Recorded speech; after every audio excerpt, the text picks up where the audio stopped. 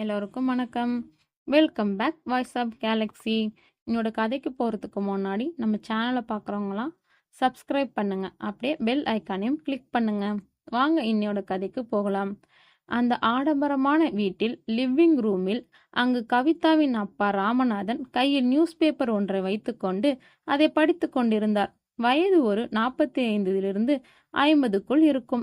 ஆனால் தலைமுடிக்கும் தாடி மீசைக்கெல்லாம் டை அடித்திருந்ததால் அந்த வயது தெரியவில்லை. போதாததுக்கு ஜிம் சென்று உடலை கட்டுக்கோப்பா வைத்திருந்தார் ராமநாதன். ராமநாதன், வாமா கவிதா, எப்படி இருக்க? 2 3 நாளா உன்கிட்ட சரியாவே பேச முடியல. நானும் பிஸ்னஸ் விஷயமா வெளியூர் போயிட்டேன். இப்பதான் வந்தேன். வந்து உக்காரு, உன்கிட்ட பேசணும். சாரி அப்பா, எனக்கு காலேஜ் டைம் ஆகுது என்று சொல்லிவிட்டு அந்த இடத்தில் இருந்து டைனிங் டேபிளுக்கு சென்றாள் கவிதா. அங்கிருந்த டைனிங் டேபிளுக்கு வந்த கவிதா தன் தாயான காயத்ரியிடம், அம்மா, எனக்கு பஸ்ஸுக்கு டைம் ஆகுது, நான் வேகமா காலேஜுக்கு போகணும், நான் கிளம்புறேன் என்று சொல்லிக்கொண்டு அங்கிருந்து வெளியே செல்ல முயன்றாள். ஹாலில் அமர்ந்திருந்த ராமநாதன் தன் மனதிற்குள் நினைத்தாள், நம்ம பொண்ணோட முகம் 2 3 மாசமாவே சரியில்லை. நம்மளும் இந்த பிசினஸ் விஷயத்துல அலைஞ்சதுனால அவளை சரியாவே கவனிக்கல. இன்னைக்கு சாயங்காலம் அவகிட்ட உட்காந்து பேசி என்ன விஷயம் என்ன நம்ம கேட்கணும் என்று மனதிற்குள் நினைத்து கொண்டார். கவிதா தன் காலேஜ் பேக்கை எடுத்துக்கொண்டு வெளியே செல்வதற்காக வீட்டு வாசலை நோக்கி நடந்தாள். அப்போது கவிதா என்று அழைத்தது ஒரு குரல். கவிதாவா? யார் தன்னை அழைப்பது என்று திரும்பி பார்த்தால் அது கவிதாவின் தாய் காயத்ரி. என்ன கவிதா, சாப்பாடு சாப்பிடாம போற? வா, டிஃபன் சாப்பிட்டு காலேஜுக்கு போ. கவிதா உடனே, அம்மா, எனக்கு காலேஜுக்கு ரொம்ப நேரம் ஆகுது, நான் சாப்பிட்டு போனா காலேஜ் பஸ்ஸை மிஸ் பண்ணிடுவேன், நான் சீக்கிரம் கிளம்பணும். ஏன் நீ இப்படி இருக்கன்னு எனக்கு சத்தியமா தெரியவே மாட்டேங்குது. நைட்டும் சரியாவே தூங்க மாட்டேங்கிற, சீக்கிரமும் எழுந்திருக்க மாட்டுற, காலையில அவசர அவசரமா எழுந்திருச்சு சாப்பிடாம இப்ப காலேஜுக்கு ஓடுற, உனக்கு என்னதான் ஆச்சு கவிதா என்று கவலையோட கேட்டாள் காயத்ரி. அம்மா, நீ என்ன நினைச்சு கவலைப்படாத, நான் நல்லா தான் இருக்கேன். நான் ஸ்கூல்ல இருந்து காலேஜ் போறதுனால புது என்விரான்மெண்டல்ல அடாப்ட் ஆகுறதுக்கு கொஞ்சம் நாள் ஆகும், எல்லாம் கொஞ்ச நாள சரியாயிருமா, நீ கவலைப்படாத என்ன நினைச்சு என்று தன் தாயிடம் சொல்லிவிட்டு வேகமாக அந்த இடத்தை விட்டு தன் காலேஜ் பஸ் இருக்கும் இடத்தில் அதை பிடிப்பதற்காக வேகமாக சென்றாள். சட்டென திரும்பிய கவிதாவின் கையை பட்டென பிடித்தாள் காயத்ரி. அதிர்ச்சியாக திரும்பினாள் கவிதா. சரி, வீட்டுல சாப்பிடாம தான் போற, அட்லீஸ்ட் காலேஜில் போயாவது சாப்பிட்றதுக்கு சாப்பாடு எடுத்துட்டு போ என்று அந்த டிஃபன் பாக்ஸை கவிதாவின் கையில் கொடுத்தாள். கவிதாவும் அந்த டிஃபன் பாக்ஸை வாங்கி கொண்டு பைக்குள் வைத்து கொண்டும் அந்த இடத்தை விட்டு கிளம்பினாள். இங்கு பஸ் ஸ்டாண்டில் தன் காலேஜ் பஸ்ஸுக்காக காத்திருந்த கவிதா தன் தோழிகளை கண்டதும் புன்னையுடன் தலையசைத்தாள். கவிதாவுக்கு 4 தோழிகள், நர்மதா, வாசுகி, சந்தியா, அமுதா. இவர்கள் அனைவரும் ஸ்கூலில் இருந்து ஒன்றாக படித்து வருகிறார்கள். இவர்களை பெஸ்ட் ஃப்ரெண்ட்ஸ் என்று கூட சொல்லலாம். வாசுகி, ஹைடி கவிதா, என்னடி மூஞ்சி ரொம்ப டல்லா இருக்கு, நேற்று நைட் ஒழுங்கா தூங்கலையா? அப்படியெல்லாம் ஒண்ணும் இல்லடி, சும்மாதான். ஏண்டி கவிதா இப்படி இருக்கு? நீ எப்படி இருந்த துரு துருன்னு? இந்த 2 3 மாசமாவே உன் முகம் சரியே இல்லை, உன் நடவடிக்கையும் சரியில்லை, என்னதாண்டி பிரச்சனை உனக்கு என்றாள் வாசுகி. நர்மதா உடனே, வாசுகி சும்மா இருடி, திரும்பியும் அந்த மர்மம் அமானுஷ்யம்னு சொல்லி கதை கட்டுவா. உங்களுக்கெல்லாம் என் நிலைமைய பார்த்தா கேலி கிண்டலா இருக்குல்ல, என்னோட நிலைமையில் இருந்து பார்த்தாதான் என்னோட கஷ்டம் என்னன்னு தெரியும் என்று அவள் அழவே ஆரம்பித்தாள். கவிதா அழத் தொடங்கியவுடன் அனைவரும் பதறி போயின. ஏண்டி இப்படி அழுகிற? நீ இப்படி அழுது நாங்க இது வரைக்கும் பார்த்ததே இல்லை. உனக்கு என்ன பிரச்சனை? உன்னை சுத்தி அமானுஷ்யம் மர்மமும் நிறைந்திருக்கு. நீ ஃபீல் பண்ற அளவுக்கு அவ்வளவுதானே.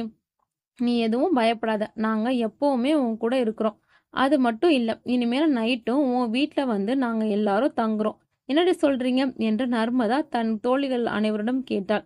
கவிதாவின் தோழிகள் 4வரும் நர்மதா, வாசுகி, சந்தியா, அமுதா இவர்கள் எல்லோரும் ஒரே ஏரியாவில் வசிப்பவர்கள். ஆதலால் எல்லோரும் சம்மதித்தனர் கவிதாவின் வீட்டில் இரவில் தங்குவதற்காக. இதை கேட்ட கவிதா தனக்கு இப்படி ஒரு தோழிகளா என்று கண்ணில் இருந்து கண்ணீர் தார தாரையாக கொட்டியது. தனது தோழிகளுக்கு நன்றி கூறும் விதமாக கவிதா தன் தோழிகளை கட்டி அணைத்து நன்றி கூறினாள். இவர்கள் அனைவரும் பேசிக் கொண்டிருக்கும் போதே காலேஜ் பஸ் வந்தது. அதனால் அனைவரும் காலேஜ் பஸ்ஸில் ஏறி காலேஜை அடைந்தனர். காலேஜ் அடைந்தவுடன் கவிதா, நர்மதா, வாசுகி, சந்தியா, அமுதா ஐவரும் பஸ்ஸை விட்டு இறங்கி தங்கள் தங்கள் கிளாஸ் ரூமை நோக்கி நடந்தனர். ஐவரும் பேசிக்கொண்டே கிளாஸ் ரூமை நோக்கி நடந்து கொண்டிருக்கும் போது நர்மதாவிற்கு தன் பக்கத்தில் நடந்து கொண்டு வந்திருந்த கவிதாவை காணவில்லை என்று உணர்ந்தாள். நர்மதா உடனே நம்ம கூட வந்துட்டு இருந்த கவிதாவை காணல, எங்கடி போனா இவ? தெரியலையேடி என்று அதிர்ச்சி அடைந்த அனைவரும் அவளை தேட ஆரம்பித்தனர். அமுதா உடனே பின்னாடி திரும்பி பாருங்கடி, அவ அங்க நிக்கிறா என்று சொன்னதும் அனைவரும் பின்னே நோக்கி திரும்பி பார்த்தனர். அங்கே ஒரு அறையை நோக்கி பிரம்மை பிடித்தது போல் கவிதா பார்த்து கொண்டிருந்தாள். கவிதா சிலை போல் நிற்பதை பார்த்து கொண்டு அனைவரும் பதறிக்கொண்டு அவளை நோக்கி ஓடினார்கள். சந்தியா உடனே ஏண்டி பித்து பிடிச்ச மாதிரி இந்த ரூமையே பார்த்துட்டு நிக்கிற, உனக்கு என்ன பைத்தியமா என்றும் கவிதாவின் தோலை பிடித்து குலுக்கினாள்.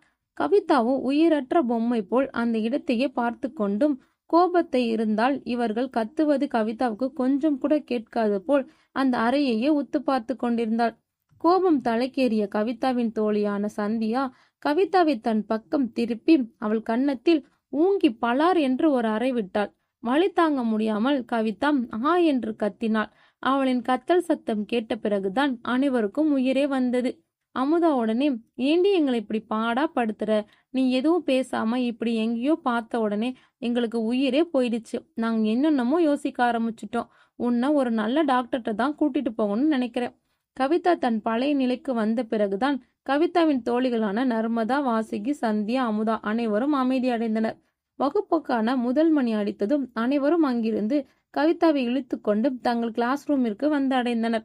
கவிதா மற்றும் அவளது தோழிகள் அனைவரும் அவர்கள் இடத்தில் போய் உட்கார்ந்த உடனே அந்த வகுப்புக்குரிய ஆசிரியை உள்ளே வந்து பாடத்தை நடக்க ஆரம்பித்தார்.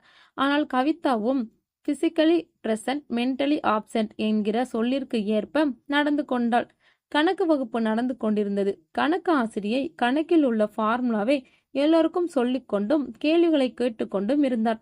அப்போது அந்த ஆசிரியை கவிதாவை நோக்கி ஒரு ஃபார்முலாக்கான கேள்வியை கேட்டார். ஆனால் கவிதா வகுப்பை கவனிக்காததால் அவளால் விடையளிக்க முடியவில்லை.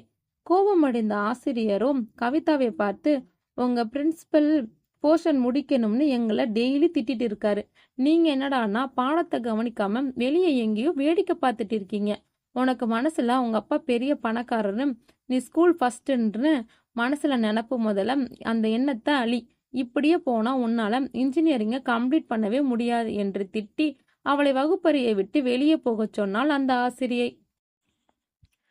கவிதா தன் படிப்பில் மிகவும் கெட்டிக்காரி என்பதால் இந்த சூழ்நிலை அவள் வாழ்க்கையில் வந்ததில்லை. அதனால் மிக வருத்தத்துடன் அவள் வகுப்பறையிலிருந்து வெளியே வந்து நின்று அழுது கொண்டு இருந்தாள். இதை கண்டு அவள் தோழிகள் நால்வரும் மிகவும் வருத்தத்தில் இவளை பார்த்து கொண்டே இருந்தார்கள். கணப்பு வகுப்பு முடிந்த பிறகு லஞ்ச் பிரேக்கும் ஆரம்பித்தது. கவிதாவின் தோழிகள் அனைவரும் வகுப்பில் இருந்து வெளியில் வந்து வெளியே நிற்கும் கவிதாவிற்கு ஆறுதல் சொல்லி அவளை வகுப்பறைக்குள் கூட்டிச் சென்று உட்கார வைத்தனர். அமுதா உடனே ஏன் உனக்கு என்னாச்சு, ஏன் இப்படி இருக்க பித்து பிடிச்ச மாதிரி, கொஞ்சம் எப்பவும் போல நார்மல் கண்டிஷனுக்கு வா, நீ இப்படியே இருந்துட்டு இருக்கிறதுனால எங்களுக்கும் உன்னால வருத்தமா இருக்கு. கவிதா உடனே கண்மணி என்ற ஒரு பெயரை சொன்னாள். கவிதா இந்த பெயரை சொன்னதும் கவிதாவின் தோழிகள் நால்வரும் ஒருவர் முகம் பார்த்து கொண்டிருந்தனர். கவிதா மிக பதட்டமாக இந்த பெயரை சொன்னதை கேட்ட கவிதாவின் வகுப்பைச் சேர்ந்த இன்னொரு பெண்ணான மாலினி வந்து கவிதா என்ன சொல்றாம் என்று இவர்களிடம் கேட்டாள். இவளுக்கு என்ன பதில் சொல்வது என்று தெரியாமல் ஒருவர் பார்த்து முழித்து கொண்டிருந்தனர். மாலினி உடனே என்னாச்சு இந்த கவிதாவுக்கு, இந்த காலேஜில் சேர்ந்த முதல் நாள் எவ்வளவு ஒரு துருன்னு பிரிஸ்கா இருந்தாம், இப்ப எல்லாம் இவ மூஞ்சிய பார்க்கவே சகிக்கல, எப்ப பார்த்தாலும் எதையாவது பார்த்துக்கிட்டு கிளாஸை கவனிக்காம திட்டு வாங்கிக்கிட்டு இருக்கா. அது போகட்டும், கவிதா இப்ப யாருடைய பேரை சொன்னாலே அது யாரு பேரு, என்னமோ கண்மணி என்று, யார் அந்த கண்மணி? அமுதா உடனே அது வந்து என்று என்ன சொல்வது என்று தெரியாமல் ஏதேதோ பினாத்தி கொண்டிருந்தாள். மாலினியும் என்னடி சொல்ல வர, கொஞ்சம் தெளிவாதான் சொல்ல. தைரியத்தை வரவழைத்து கொண்டு நர்மதா பேச ஆரம்பித்தாள். நம்ம காலேஜில் நம்ம கிளாஸுக்கு வர வழியில் அந்த ஸ்டோர் ரூம் இருக்குல்ல, ஆமா இருக்கு, அதுக்கு என்ன இப்போ? அந்த ரூம்ல கண்மணிங்கிற ஒரு பொண்ணு கழுத்துல தூக்கு மாட்டிக்கிட்டு அந்த ரூம்ல செத்த கதை உனக்கு தெரியுமா என்று கேட்டாள். இதை கேட்ட மாலினி அதிர்ந்து போனாள். என்ன நீ இப்படி ஒரு கதை சொல்ற, எனக்கு இந்த கதையெல்லாம் தெரியவே தெரியாது, எப்படி ஆச்சு, என்னாச்சு என்று ரொம்பவும் பதட்டமாகவும் ஆர்வமாகவும் கேட்க ஆரம்பித்தாள். இந்த விஷயம் நம்ம காலேஜில் நிறைய பேருக்கு தெரியாது, இந்த விஷயத்தை நீ தெரிஞ்ச மாதிரி யார்கிட்டையும் காமிக்க கூடாது, சரியா என்று நர்மதா மாலினியிடம் கேட்டாள். உடனே மாலினியும் சத்தியமா நீ இது யார்கிட்டையும் சொல்ல மாட்டேன், நீ சொல்லு என்று ஆர்வமாக கேட்டாள். நர்மதாவும் சொல்ல ஆரம்பித்தாள். என்று பெருமூச்சுடன் ஆரம்பித்தாள். நம்ம காலேஜில் 2-3 வருஷத்துக்கு முன்னாடி கண்மணிங்கிற ஒரு பொண்ணு புதுசா நம்ம காலேஜ்ல சேர்ந்துச்சு. அந்த பொண்ணு ரொம்ப நல்ல பொண்ணு. அப்பாவி, பயந்த சுபாவம் கூடிய ஒரு வெகுளியான பொண்ணு. நம்ம காலேஜ்ல அந்த பொண்ணு ஃபர்ஸ்ட்டு சேரும்போது, காலேஜ்ல ராகிங் ரொம்ப அதிகமா இருந்திருக்கு. இவ ஃப்ரெஷர்ன்றனால, இங்க சீனியர்ஸ் எல்லாம் ரொம்ப கலாய்க்க ஆரம்பிச்சிருக்காங்க. கண்மணி நம்ம காலேஜ்ல ஜாயின் பண்ணும்போது, சீனியர்களோட அளவு கொஞ்சம் தொந்தரவா இருந்திருக்கு ரொம்பவே. கண்மணி அத ஃபர்ஸ்ட்டு பெருசா எடுத்துக்காம, அவளோட சீனியர் சொல்றதெல்லாம் செஞ்சுட்டு இருந்திருக்கா. படிப்படியா அந்த சீனியர்ஸோட அட்டூழியம் அதிகமாயிடுச்சு. கண்மணி போட்டு அடிக்கிறது, கண்மணி வீட்டில இருந்து காசு எடுத்துட்டு வர சொல்லி அவளிடம் இருந்து புடுங்கிக்கிறது, இந்த மாதிரி ரொம்ப கொடுமை பண்ண ஆரம்பிச்சுட்டாங்க. நாங்க இப்படி பண்றது நீங்க வேற யார்கிட்டயாவது சொன்னேன்னா, உன்ன பத்தி தப்பு தப்பா நாங்க வெளிய சொல்லிடுவோம்னு சொல்லி, கண்மணிய வேற பிளாக்மெயில் வேற செஞ்சிருக்காங்க. கண்மணி ரொம்ப பாவம். அவளுக்கு அப்பா கிடையாது. அம்மா சின்ன சின்ன கூலி வேலை செஞ்சு இவள படிக்க வச்சாங்க.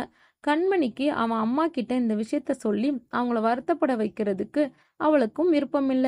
ஒரு நாள் கண்மணி தன்னோட காலேஜ் ஃபீஸ் கட்டுறதுக்காக கையில வச்சுட்டு இருந்த காசையும் அவளோட சீனியர்ஸ் புடுங்கிட்டு போயிட்டாங்க.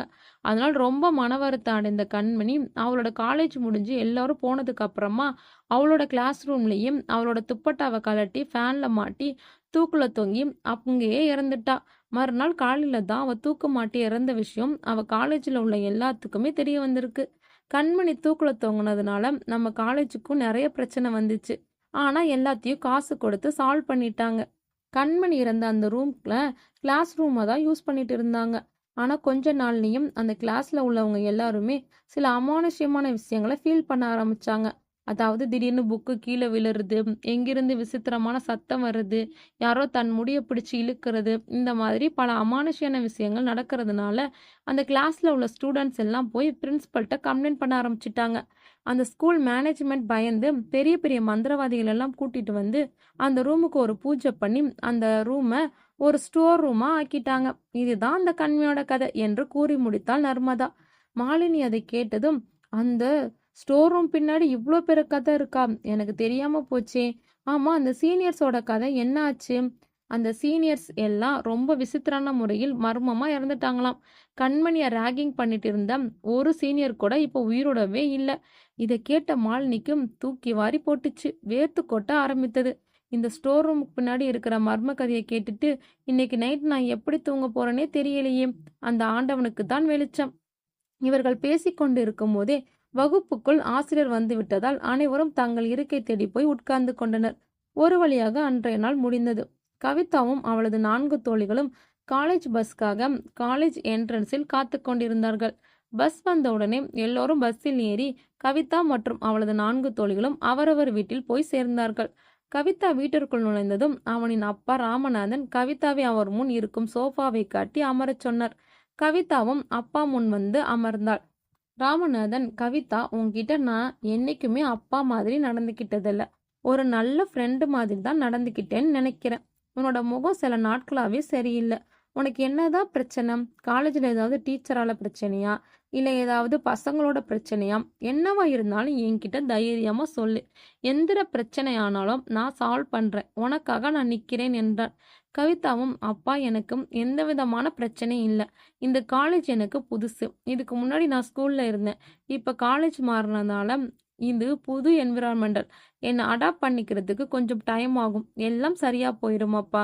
நீங்க என்ன நினைச்சு கவலைப்படாதீங்க. நான் நல்லாதான் இருக்கேன் என்று காலையில் அவள் அம்மாவிடம் சொன்னதே அப்படியே அவள் அப்பாவிடமும் சொன்னாள்.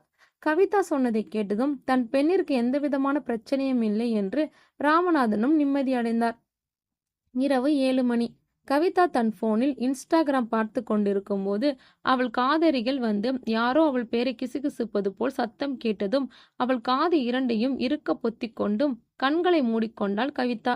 கவிதா தன் காதுகளை மூடிய பிறகும் அந்த சத்தம் நிற்காமல் கவிதா என்கிற தன் பெயரை கூறிக்கொண்டிருப்பது போல் அவளுக்கு கேட்டது. கவிதா தன் இரு கண்களையும் காதுகளையும் இருக்க பொத்திக் கொண்டு உட்கார்ந்திருந்த சமயம் அவளின் தோலை யாரோ மெல்ல தொடுவது போல் உணர்ந்த அவள் பீரிட்டு கத்த எழுந்து திரும்பி பார்த்தாள். எழுந்து திரும்பி பார்த்த கவிதாவுக்கு பெரும் அதிர்ச்சி. அவள் கண்முன் நின்று கொண்டிருந்த உருவத்தை பார்த்து அதிர்ந்து போனாள் கவிதா. அவள் பின்னால் கண்முன் நின்றிருந்த உருவம் வேறு யாரும் இல்லை. கவிதாவின் தோழிகளான அமுதா, வாசுகி, நர்மதா மற்றும் சந்தியா தான். கவிதா பயத்துடன் வேர்த்து விறுவிறுத்து நின்றதை பார்த்த அமுதா, ஏய் கவிதா, என்னாச்சுடி? ஏன் உனக்கு இப்படி வேர்க்குது இந்த ஏசி போட்ட ரூம்லயும்?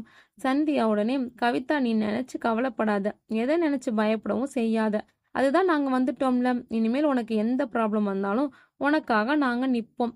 இதை கேட்ட கவிதாவுக்கு தன் கண்ணீரை அடக்கிக் கொள்ள முடியாமல் தன் தோழிகளை கட்டி அழ ஆரம்பித்தாள்.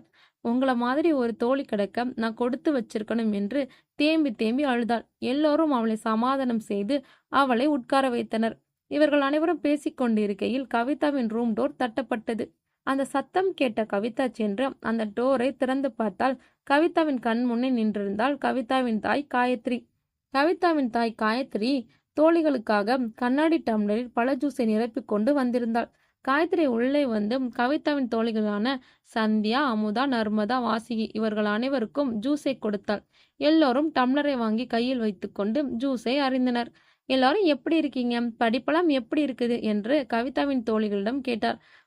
காலேஜ் லைஃப் நல்லா போகுது ஆன்ட்டி, படிப்பும் ஏதோ போகுது என்றாள். காயத்ரி, எல்லாரும் நல்லா படிக்கணும் சரியா? நல்லா படிச்சு நல்ல வேலைக்கு போய் சம்பாதிச்சு அப்பா அம்மாவோட பெயரை காப்பாற்றணும் என்றாள். எல்லோரும் காயத்ரி சொன்னதற்கு ஏற்ப ஓகே என்றது போல தலையசைத்தார்கள். காயத்ரியும், அதெல்லாம் சரி, உங்க ஃப்ரெண்டு கவிதாவுக்கு என்னதான் ஆச்சு? சரியா தூங்க மாட்டேங்கிறா, சரியா சாப்பிட மாட்டேங்கிறா, அவளும் நிம்மதியா இருக்க மாட்டா, எங்களையும் நிம்மதியா இருக்க விட மாட்டேங்கிறா. அவளுக்கு என்னதான் பிரச்சனை? கவிதாவின் ஃப்ரெண்ட்ஸ் நீங்க தானே, நீங்களே சொல்லுங்க. நர்மலா உடனே, அது வந்து ஆண்டி, எல்லா பிரச்சனைக்கும் காரணம் கண்மணி என்று சொல்வதற்குள் கவிதா சொல்ல வேண்டாம் என்று கண்ணை காட்டினாள் நர்மதாவிடம். காயத்ரியும், என்னமோ சொல்ல வந்திய நர்மதா, என்ன என்று கேட்டாள். அது ஒன்றும் இல்லைம்மா ஆண்டி, இவ்வளோ நாள் நாங்கள் எல்லோரும் ஸ்கூல்ல இருந்தோம். இப்போ காலேஜ் மாறினதுனால புது என்விரான்மெண்ட், அதனால் செட் ஆகிறதுக்கு கொஞ்சம் டைம் ஆகும். கவிதாவுக்கு எந்த விதமான பிரச்சனையும் இல்லை, நாங்கள் எல்லாரும் இருக்கோம்ல, நாங்கள் அவளை நல்லா பார்த்துக்குவோம் என்றாள் நர்மதா. நீங்க எல்லாரும் அவ கூட இருக்கீங்கன்னு தான் நானும் அவகிட்ட எதுவுமே கேட்கறது இல்ல. அது சரி, திடீர்னு என்ன நைட் ஸ்டே என்று கேட்டார். எல்லோரும் என்ன பதில் சொல்வது என்று தெரியாமல் முழித்து கொண்டு நின்றார்கள். அப்போது கதவு தட்டப்பட்டது. திறந்தால் காயத்ரி கதவு முன் நின்றிருந்தாள் ராமநாதன். ராமநாதன் உள்ளே வந்து அனைவரிடம், வாங்கம்மா, எல்லாரும் எப்படி இருக்கீங்க என்று நலம் விசாரித்தார். கவிதாவின் தோழிகள் எல்லோரும் நலம்தான் என்று சொல்வதைப் போல தலையசைத்தார்கள். பிறகு எல்லோரும் கவிதாவின் அருகில் பேசிக் கொண்டிருந்தார்கள். கவிதாவின் அம்மா, சரி, எல்லாரும் பேசினது போதும், வந்து சாப்பிடுங்க, கீழே இறங்குவாங்க என்று சொன்னதும், மறுநாள் காலேஜ் என்பதால் அனைவரும் கவிதாவின் அறை மாடியில் என்பதால் எல்லோரும் படியிறங்கி வந்து சாப்பிட்டு விட்டு மீண்டும் படியேறி மாடிக்கு சென்று அங்கு பேசிக்கொண்டிருந்தார்கள். கவிதா அன்று தன் தோழியிடம் பேசிக்கொண்டிருந்ததால் மிகவும் நிம்மதியாகவும் கவலையின்றியும் இருந்தாள். கவிதாவின் தோழிகள் அனைவரும் மிகவும் மகிழ்ச்சியாக சிரித்து பேசிக்கொண்டும் அரட்டை அடித்துக் கொண்டும் இருந்தார்கள். மறுநாள் கல்லூரி என்பதால் சீக்கிரம் தூங்க வேண்டும் என்கிற எண்ணத்தில் அனைவரும் அவரவர் படுக்கையில் சென்று படுத்து கொண்டனர். அன்று இரவு நடக்கப் போகும் மர்மமும் அமானுஷ்யமும் தெரியாமல் கவிதா மிகவும் நிம்மதியாக தூங்க ஆரம்பித்தாள். கவிதாவும் கவிதாவின் தோழிகளும் அறையில் நிம்மதியாக தூங்கிக் கொண்டிருந்தனர். அப்போது கவிதாவுக்கு ஒரு வித்தியாசமான முணுமுணுக்கும் சத்தம் கேட்டது. அவள் ஆழ்ந்த தூக்கத்தில் இருக்கும்போது அவளுக்கு அந்த சத்தம் கேட்டது. அந்த சத்தம் கவிதாவின் காதில் மீண்டும் மீண்டும் கேட்டுக்கொண்டே இருந்ததால் அவளால் தூங்க முடியவில்லை. கவிதா கண் விழித்தாள். மணி என்னவாக இருக்கும் என்ற எண்ணத்தில் தன் பார்வையை கடிகாரத்தின் பக்கம் திருப்பினாள். மணி 1:30. இன்று அவள் கண்டதும், ச்ச, இப்பதான் 1:30 ஆகுதா என்று நினைத்துவிடும் காதலுக்குள் திரும்பவும் அந்த மர்மமான முணுமுணுக்கும் சத்தம் கேட்டவுடன் பெட்டை விட்டு எழுந்து உட்கார்ந்தாள். என்ன இந்த சத்தம்? அப்பதிலிருந்து நம்ம காதுல கேட்டுக்கிட்டே இருக்குது. நாமளும் கனவுன்னு நினைச்சோம். ஆனா உண்மையிலே இந்த சத்தம் எங்கிருந்து வருது என்று எண்ணினாள். அவ்வாறு எண்ணிக்கொண்டே தன் பெட்டில் தன்னுடன் படுத்து கொண்ட தோழிகளை திரும்பி பார்த்தாள். அவர்கள் எல்லாம் நன்றாக ஆழ்ந்த உறக்கத்தில் இருந்தனர். அந்த சத்தம் எங்கிருந்து தான் வருகிறது என்று பார்ப்போம் என்ற எண்ணம் அவள் மனதில் தோன்றியது. அதனால் அவள் பெட்டை விட்டு இறங்கி அவள் ரூமை விட்டு வெளியே வந்தாள். அவள் ரூமின் வழியில் அவ்வளவாக வெளிச்சம் எதுவும் இல்லை. ஏனென்றால் அவள் ரூமில் வெளியே ஒரு சின்ன 0 வாட்ஸ் பல்ப் எரிந்து கொண்டிருந்தது. அதனால் அந்த சிறிய வெளிச்சத்திலேயே அந்த சத்தம் எங்கிருந்து வருகிறது என்று தன் காதுகளை வைத்து உன்னிப்பாக கேட்டாள். அந்த சத்தம் கவிதாவின் அறையின் பக்கத்தில் இருக்கும் கெஸ்ட் ரூம் ஒன்றிலிருந்து வந்தது. அந்த சத்தத்தை கேட்ட கவிதா தன் மனதிற்குள் நினைத்தாள், அது கெஸ்டோட ரூம் ஆச்சு, பொதுவாக அங்கே யாருமே இருக்க மாட்டாங்க, யாராவது கெஸ்ட் வந்தாதான் அந்த ரூமை யூஸ் பண்ணுவாங்க. இப்போ நம்ம வீட்டில் கெஸ்ட்டுன்னு யாருமே இல்லையே, நம்ம அப்பா அம்மாவும் அவங்க ரூம்ல கீழே இருக்காங்க, நம்மளும் நம்ம ரூமை யூஸ் பண்ணிட்டு இருக்கோம், யாருமே இல்லாத கெஸ்ட் ரூம்ல எப்படி சத்தம் வரும் என்று நினைத்தாள். இந்த யோசனையில் மூழ்கி இருக்கும்போது அந்த சத்தம் இப்போது தெளிவாக அவள் காதில் விழுந்தது. அது ஒரு பெயர். அந்த பெயர் என்னவென்று அவள் காது கொடுத்து கேட்டாள். அந்த பெயர் கண்மணி, கண்மணி. அந்த பெயரை கேட்ட கவிதாவுக்கு மூச்சே நின்று போச்சு என்று சொல்லலாம். ஏனென்றால் பயத்தின் உச்சிக்கே போனாள் அவள். அவளுக்கு என்ன செய்வது என்று தெரியவில்லை. அந்த ரூமிற்கு போய் யார் என்று பார்க்கலாமா, இல்ல உள்ள போய் நம்ம ரூம்ல போய் படுத்துக் கொள்ளலாமா என்று சந்தேகம் தோன்றியது. அவள் பயத்தின் உச்சியில் இருந்தாலும் அவள் மனதில் ஒரு தன்னம்பிக்கை தோன்றியது. என்னதான் நடக்குது என்று பார்த்திடலாம் என்று யோசித்து அவள் அந்த சத்தம் வரும் ரூமை நோக்கி நகர்ந்தாள். மிகவும் பயத்துடனும் பதட்டத்துடனும் அந்த ரூமை நோக்கி போனாள். அவன் மனதிற்குள் பலவிதமான எண்ணங்களும் சந்தேகங்களும் எழும்பின. அது கண்மணியோட ஆத்மாவா இருக்குமோ, நம்மளோட பிரம்மையா இருக்குமோ என்ற பல எண்ணங்களோட கவிதா அந்த ரூமை நோக்கி நடந்தாள். பலவிதமான பயத்துடனும் குழப்பத்துடனும். அந்த ரூமிற்கு அருகில் சென்ற கவிதா அந்த ரூமில் இருந்து இப்பொழுதும் அந்த சத்தம் வருகிறதா என்று தன் காதை அந்த ரூம் கதவில் வைத்து கேட்டாள். தன் காதை அந்த ரூமின் கதவில் வைத்த கவிதாவிற்கு ஒரு விதமான மன நிம்மதி. ஏனென்றால் அந்த ரூமில் முன்பு கேட்ட அந்த முணுமுணுப்பு சத்தம் இப்போது கேட்கவில்லை. அதனால் கவிதா தன் காதுக்கு கேட்ட சத்தம் கண்டிப்பா அவள் மனப்பிரமையாதான் இருக்கும் என்று முடிவு செய்தாள். அவளும் மனதைரியத்தை வரவழைத்து கொண்டு அந்த ரூமில் எவ்விதமான பிரச்சனையும் இருக்காது என்று நம்பி அந்த கதவை திறந்து பார்த்தாள். திறந்து பார்த்த கவிதாவுக்கு பெரும் அதிர்ச்சி. ஏனென்றால் அந்த ரூம் முழுவதும் ஒரு புகை மண்டலமாக இருந்தது. அவனால் அந்த ரூமிற்கு சரியா எதையும் பார்க்க முடியவில்லை. அந்த ரூமிற்குள் சென்று கவிதா அந்த ரூம் ஜன்னல்கள் எல்லாம் திறந்து விட்டாள். அதனால் அந்த புகையெல்லாம் ஜன்னல் வழியாக வெளியே சென்றது. புகையெல்லாம் வெளியே சென்ற பிறகு கவிதா திரும்பவும் ஜன்னல் கதவை மூடப் போனாள். அப்போது கவிதா என்று வித்தியாசமான ஒரு குரல் கேட்டது. அந்த சத்தம் கேட்ட கவிதா பயத்துடன் திரும்பிய பார்த்தாள். திரும்பி பார்த்த கவிதாவிற்கோ பெரும் அதிர்ச்சி. அவள் கண்முன் நின்றது ஒரு கோரமான உருவம். அந்த உருவம் கவிதா நீதானே கண்மணியை கொன்ன, கவிதா நீதானே கண்மணியை கொன்ன என்று சொல்லிக்கொண்டே கவிதாவின் அருகில் நெருங்கியது. கவிதா பயத்தில் கத்தினாள். அவளுக்கு மயக்கமே வந்துவிட்டது. மயங்கியும் விழுந்தாள். அந்த கோரமான உருவம் கவிதாவின் அருகில் நெருங்கி வந்தது. அவள் கத்தும் சத்தம் கேட்டு கவிதாவின் தோழிகள் அனைவரும் எழுந்தனர். அமுதாவின் பக்கத்தில் கவிதா படுத்திருந்தாள். அமுதா எழும்பி கவிதாவை தேடினாள். அப்போது கவிதா தன் பக்கத்தில் இல்லை என்பதை உணர்ந்தாள். என்னடி சத்தம், அது கவிதா வேற காணோம், அவதான் அந்த சத்தத்தை போட்டு இருப்பாளோ என்றாள். வாசுகி உடனே வாங்கடி எல்லாரும் போய் அந்த சத்தம் எங்கிருந்து வருதுன்னு போய் பார்ப்போம் என்றாள். எல்லாரும் கவிதாவின் பெட்ரூமை விட்டு வெளியே வந்து நின்றார்கள். அப்போது நர்மதா கவிதாவின் ரூமிற்கு பக்கத்துல இருந்த அந்த கெஸ்ட் ரூமை பார்த்தாள். அங்க பாருங்க, அந்த ரூம் லைட் எரியுது. ஒருவேளை அங்கதான் கவிதா இருப்பாளோ, வாங்க அங்க போய் பார்க்கலாம். எல்லாரும் அந்த கெஸ்ட் ரூமை நோக்கி போனார்கள். அந்த கெஸ்ட் ரூமை நோக்கி போன கவிதாவின் தோழிகளான அனைவருக்கும் ஒரு விதமான பயமும் பதட்டமும் இருந்தது. கவிதா அந்த ரூமில் தான் இருப்பாளா, அந்த சத்தம் எங்கிருந்து வருகிறது என்ற கேள்வி எல்லோர் மனதிலும் எழும்பிக் கொண்டே இருந்தது. அந்த ரூமை அடைந்து அந்த ரூமிற்குள் பார்த்தால் எல்லோருக்கும் பெரும் அதிர்ச்சி. ஏனென்றால் அங்குதான் இருந்தாள் கவிதா, ஆனால் மயங்கிய நிலையில். அதை பார்த்து அதிர்ந்த எல்லோரும் கவிதாவின் அருகில் சென்று கவிதாவை எழுப்ப முயற்சி செய்தார்கள். ஆனால் யாராலும் அவளை எழுப்ப முடியவில்லை. சந்தியா பக்கத்து ரூமில் இருந்து தண்ணீர் பாட்டிலை எடுத்து வந்து கவிதாவின் முகத்தில் தெளித்தாள். ஆனால் அப்பொழுதும் கவிதா எந்திரிக்கவில்லை. அதனால் பதறிப்போனார் அனைவரும். கவிதாவின் அப்பாவின் அறைக்கு சென்று கவிதாவின் அப்பாவிற்கு நடந்த அனைத்தையும் கூறினார்கள். இதை கேட்ட கவிதாவின் அம்மா அழவே தொடங்கினாள். கவிதாவின் அப்பாவோ அவளின் அம்மாவை சமாதானம் செய்தார். நீ ஒன்னும் கவலைப்படாத காயத்ரி, நம்ம பொண்ணுக்கும் எதுவும் இருக்காது, வா அவளை போய் பார்ப்போம், எல்லாம் சரியாயிடும் என்று தன் மனைவியை சமாதானம் செய்துவிட்டு அவளையும் அழைத்து கொண்டு அந்த அறையை நோக்கி ஓடினார்கள் அனைவரும். ரூமிற்குள் போனவுடன் கவிதாவின் தாய் கவிதாவை எழுப்ப முயற்சி செய்தாள். ஆனால் அவளால் எழும்ப முடியவில்லை. மயக்கத்திலே இருந்ததால் அவளை மருத்துவமனைக்கு கூட்டு செல்வதுதான் சரி என்று அனைவரும் அவளை மருத்துவமனைக்கு கூட்டு செல்ல புறப்பட்டார்கள். மருத்துவமனையில் டாக்டர் கவிதாவை பரிசோதனை செய்து கொண்டிருந்தார். கவிதாவின் குடும்பத்தினரும் கவிதாவின் தோழிகளும் மிகவும் பதட்டமாகவே வரவேற்பு அறையில் டாக்டரின் பதிலுக்காக காத்து கொண்டிருந்தனர். கவிதாவின் அம்மா காயத்ரி, என் பொண்ணுக்கு எந்தவித பிரச்சனையும் இல்லைன்னு டாக்டர் சொல்லிடணும் கடவுளே என்று கண்ணீருடன் கடவுளன்னு மன்றாடி கொண்டிருந்தாள். ராமநாதனும், காயத்ரி நீ அழாத, நம்ம பொண்ணுக்கு ஒன்றும் ஆகாது. அப்படியே டாக்டர் ஏதாவது சொன்னாலும் நம்ம பொண்ணு இந்த உலகத்துல எத்தனையோ பெரிய பெரிய டாக்டர்ஸ் இருக்காங்க. சிங்கப்பூர், அமெரிக்கா, யூரோப் என்று எங்கேயாவது கொண்டுட்டு போய் அவளை சரி பண்ணிடலாம். இன்னொரு புறம் கவிதாவின் தோழிகள் அனைவரும் டாக்டரின் பதிலுக்காக காத்து கொண்டு இருந்தனர். அப்போது டாக்டர் கவிதாவை பரிசோதனை செய்த அந்த ரூமில் இருந்து வெளியே வந்தார். கவிதாவின் அம்மா, அப்பா மற்றும் தோழிகள் அனைவரும் டாக்டரை நோக்கி ஓடினார்கள்.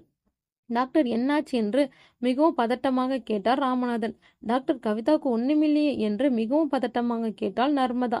டாக்டர் பேச ஆரம்பித்தார். நீங்க எல்லாரும் பயப்படுற அளவுக்கு கவிதாவுக்கு ஒன்றும் ஆகல. அவங்க பிபி கொஞ்சம் லோ ஆயிடுச்சு. எதையோ பார்த்து ரொம்ப அதிகமா பயந்துருக்காங்க. அதனால பிபி லோ ஆகி மயக்கம் போட்டு கீழே விழுந்துட்டாங்க. அவ்வளவுதான்.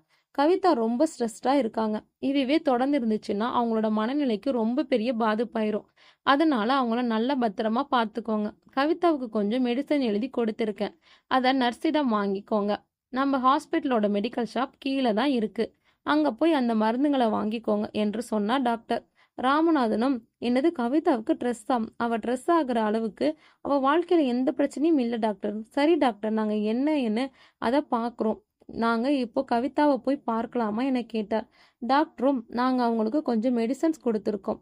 அதனால கொஞ்சம் மயக்கத்துல இருப்பாங்க. ஒரு 1 hour கழிச்சு போய் அவங்கள பாருங்க என்று சொல்லிவிட்டு அந்த இடத்தை விட்டு கிளம்பினார். காயத்ரி, கவிதா எதை பார்த்து பயந்திருப்பா? அப்படி பயப்படுற பொண்ணு கிடையாதே அவ. என்ன என்று புரியலையே என்றாள் காயத்ரி. ராமநாதனும் டாக்டர் சொன்னதே கவிதாவிற்கான அனைத்து மருந்தையும் வாங்கி கொண்டு கவிதா இருக்கும் அறைக்குள் நுழைந்தார். அங்க கவிதாவின் அம்மா, தோழிகள் அனைவரும் கவிதா கண் விழிப்பதற்காக காத்திருந்தனர்.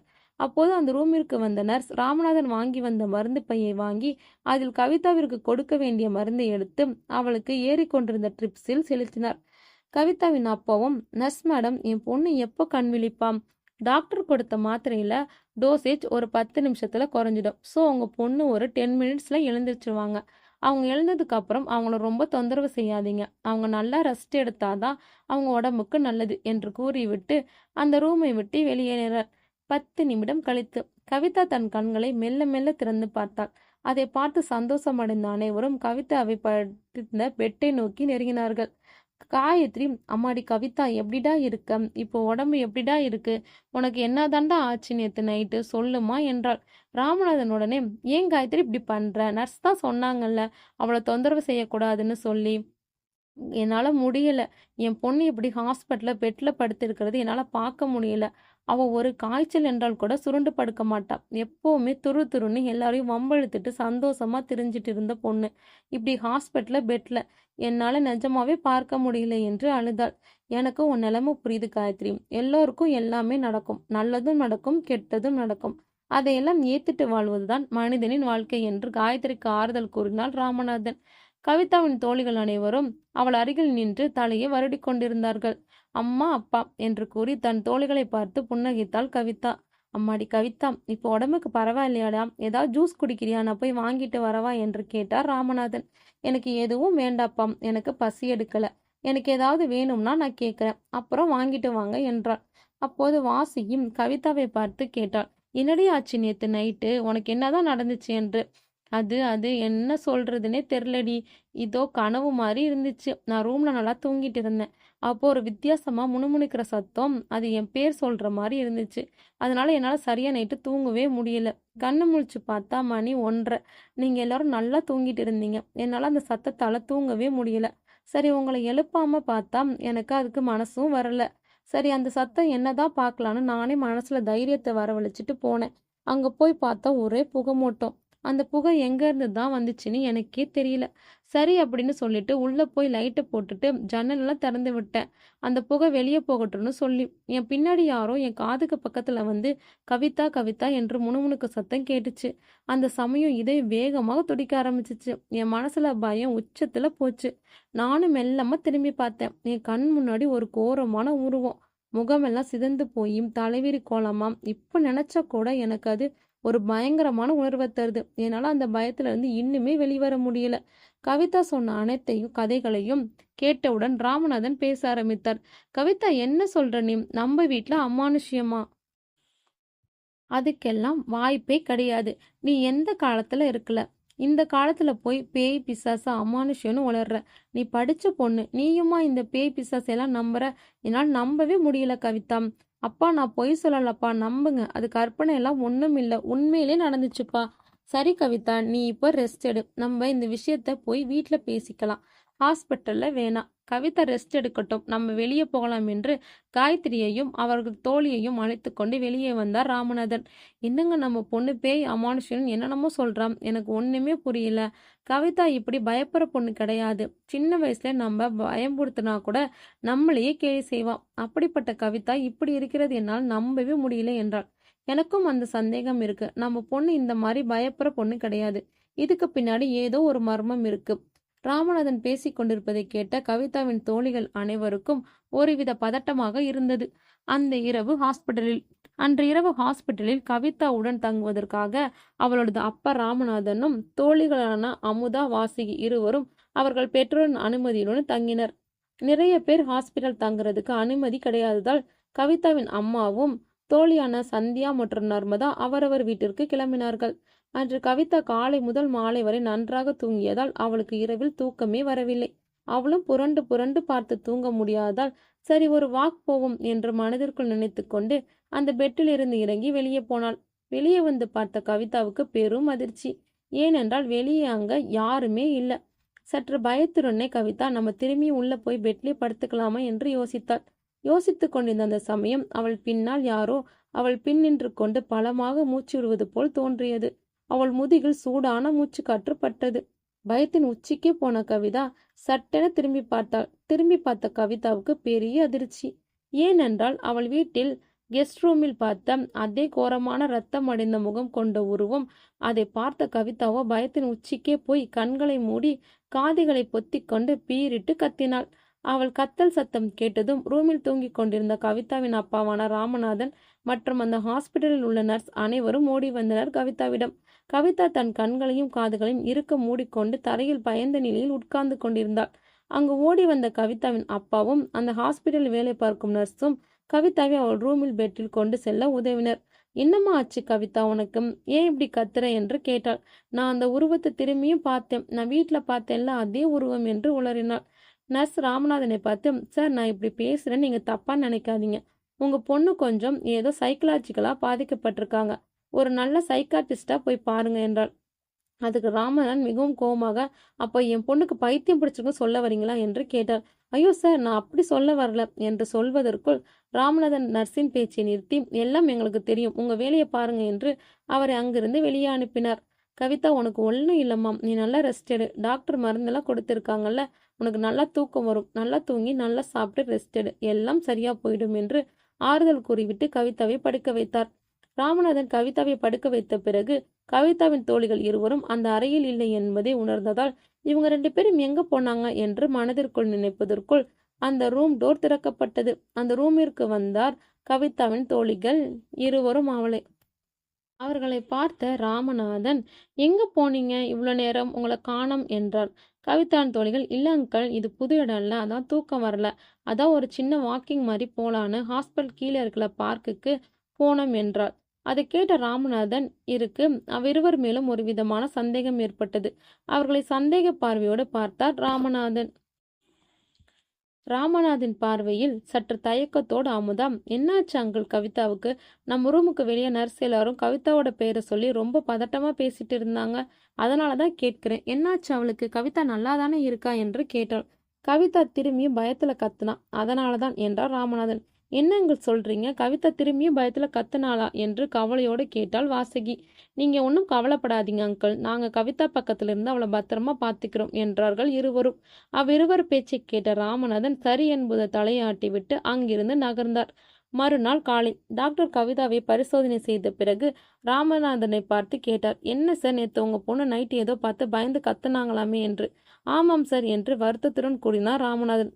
இவ்விருவர் பேசிக்கொண்டு இருக்கையில் கவிதாவும் ஹாஸ்பிட்டலுக்கு வந்தார். ராமநாதன் அருகில் நின்று ராமநாதன் மற்றும் டாக்டர் இருவரும் பேசிக் கொண்டிருப்பதையும் கேட்டார். இங்க பாருங்க மிஸ்டர் ராமநாதன், நான் சொல்றேன்னு தப்பா நினைக்காதீங்க. உங்க பொண்ணுக்கு கொஞ்சம் ரெஸ்ட், அப்புறம் கொஞ்சம் டாக்டரோட அட்வைஸ் தேவை. அதனால கவிதாவை ஒரு நல்ல கவுன்சிலிங் கொடுக்குற டாக்டர் கிட்ட கூட்டிட்டு போங்க. நம்ம ஹாஸ்பிட்டல்ல கூட அதுக்கான டாக்டர்ஸ் இருக்காங்க. அவங்க கிட்ட கன்சல்ட் பண்ணா கவிதா கொஞ்சம் பெட்டரா ஃபீல் பண்ணுவாங்கன்னு நினைக்கிறேன் என்றார். டாக்டர், கண்டிப்பா உங்க அட்வைஸ் நான் கன்சிடர் பண்றேன் என்று சற்று கோபமாகவே கூறிவிட்டு, அப்புறம் டாக்டர், நான் என் பொண்ணை எப்போ டிஸ்சார்ஜ் செஞ்சு வீட்டுக்கு கூட்டிட்டு போகலாம் என்று கேட்டார் ராமநாதன். கவிதாவுக்கு இப்போ ட்ரீட்மெண்ட் தேவையில்லை, நல்ல ரெஸ்ட் தான் தேவை. அவங்கள வீட்டுக்கிட்டு கூட்டிட்டு போய் நல்ல ரெஸ்ட்டும் ஆரோக்கியமான சாப்பாடும் கொடுங்க. இன்னைக்கு மத்தியானமே கூட நீங்க கவிதாவை வீட்டுக்கு கூட்டிட்டு போகலாம் என்றார் டாக்டர். தேங்க்யூ டாக்டர், என் பொண்ணுக்கு நல்ல ட்ரீட்மெண்ட் கொடுத்தீங்க என்று டாக்டருக்கு நன்றி சொல்லிவிட்டு அவரிடமிருந்து விடை பெற்று கொண்டார் ராமநாதன். இவர்கள் இருவரும் பேசிக் கொண்டிருப்பதை கேட்டு குழம்பி போனாள் காயத்ரி. என்னங்க ஆச்சு? எனக்கு ஒண்ணுமே புரியல. நீங்களும் டாக்டரும் என்ன பேசிட்டு இருந்தீங்க? டாக்டர் ஏன் நம்ம பொண்ணுக்கு கவுன்சிலிங் குடுக்கணும்னு சொல்றாரு என்று குழப்பமாக கேட்டாள். நீ மனசு போட்டு குழப்பிக்காத. நம்ம பொண்ணுக்கு ஒண்ணுமில்ல. இவங்க சொல்றது எல்லாம் காதுல வாங்கிக்காத. நம்ம பொண்ணுக்கு பின்னாடி மர்மங்கள் இருக்கு. அத நான் கூடிய சீக்கிரம் கண்டுபிடிச்சு வெளிச்சத்துக்கு கொண்டு வரேன் என்று தன் மனைவிக்கு ராமநாதன் சமாதானம் செய்து கொண்டிருக்கும் பொழுது ஹாஸ்பிட்டலில் நுழைந்து ராமநாதன் மற்றும் காயத்ரி இருக்கும் இடத்திற்கு நடந்து வந்து கொண்டிருந்தார்கள் கவிதாவின் தோழிகள் அனைவரும். எல்லோரும் வாங்கம்மா, அம்மா வாசுகி, அமுதா நேத்து இங்க ஹாஸ்பிட்டல்ல இருந்தீங்க. என் பொண்ணுக்கு துணையா. ரொம்ப தேங்க்ஸ்மா என்றார். வாசுகி மற்றும் அமுதாவும், ஆன்ட்டி என்ன ஆன்ட்டி தேங்க்ஸ் எல்லாம் சொல்லிட்டு, அதெல்லாம் ஒண்ணும் வேண்டாம். கவிதா எங்களோட ஃப்ரெண்டு. அதனால நாங்க கண்டிப்பா இருந்து தான் ஆகணும் என்றார்கள். ஆமா, நீங்க எல்லாம் எங்க இருந்து வரீங்க? ஆன்ட்டி நாங்க எல்லாரும் நர்மதா வீட்ல இருந்து வரோம். ஹாஸ்பிட்டலுக்கு பக்கத்துல தான் இருக்கு நர்மதாவோட வீடு. அதனால நானும் அமுதாவும் போய் நர்மதா வீட்ல குளிச்சுட்டு கிளம்பும்போது நர்மதாவோட வீட்டுக்கு சந்தியாவும் வந்தா. ஸோ நாங்க எல்லாரும் சேர்ந்து கிளம்பி இங்க வந்துட்டோம் என்றாள். அப்படியாம்மா சரி என்று காயத்ரி சொன்னதற்கு பிறகு கவிதாவின் தோழிகள் அனைவரும் கவிதாவின் உடம்பு நிலையை பற்றி காயத்ரியிடம் விசாரித்துக் கொண்டிருந்தார்கள். அப்போது ராமநாதன் கவிதாவின் தோழிகள் அனைவரையும் உரைத்த பார்வையுடன் பார்த்து கொண்டிருந்தார். இதை கவனித்தாள் சந்தியா. ராமநாதன் தன்னையும் தன் தோழிகளையும் மிகவும் கோபமாக பார்க்கிறார் என்பதை உணர்ந்த சந்தியா மெல்ல நகர்ந்து ராமநாதன் நின்றிருக்கும் இடத்தை அடைந்தாள். அங்கிள், நாங்க காலையில சாப்பாடு சாப்பிட்றதுக்கு கேன்டீனுக்கு போறோம். உங்களுக்கு ஏதாவது வேணுமா? சொல்லுங்க, நாங்க வரும்போது வாங்கிட்டு வரோம் என்று கேட்டாள் சந்தியா. கவிதாவின் அம்மா, அதெல்லாம் ஒண்ணும் வேண்டாமா. இன்னைக்கு டாக்டர் கவிதாவுக்கு வீட்டு சாப்பாடு எது வேணாலும் கொடுக்கலாம் என்று சொல்லிட்டாங்க. அதனால நான் அவளுக்கு பிடிச்ச சாம்பார், இட்லி, வடை எல்லாம் செஞ்சு கொண்டு வந்திருக்கேன் என்றாள்.